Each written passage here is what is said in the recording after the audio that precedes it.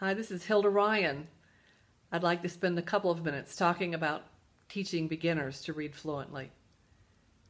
The main goal is to teach them to read by interval from the landmarks. That's more important than what method book you use. You can make any method book work. I teach intervals, these, one group at the time. I'll post these, and here are the intervals. You can save those pictures, email them to yourself, and print them out on cardstock or make your own, or maybe you already have your own. The main thing is that you help them to discover the interval from the landmark when they make a mistake. The big secret to teaching reading, fluent reading, is to help them discover what the interval was that they missed.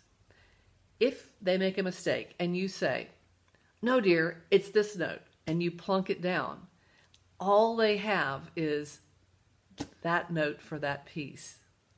If you say, "No, it's a G, dear," and help them find a G, all right, they've found a G. But if you say, "How far was it from this note to this note?"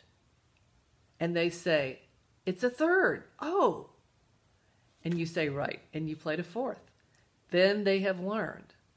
Then they think intervals. Or you say, they make a mistake and you say, "How far was this note that you missed from the landmark?" And they say, "Oh, it's a second above landmark F." And then they're working with the landmarks and the intervals. It's really very simple. It's what you do when they make a mistake that makes all the difference. Do you give them the answer, or do you lead them to discover? I never tell a student something I can lead them to discover by asking a question.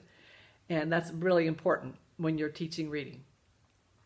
So teach your students to read by interval from the landmark, and you'll be well on your way toward having students who read fluently.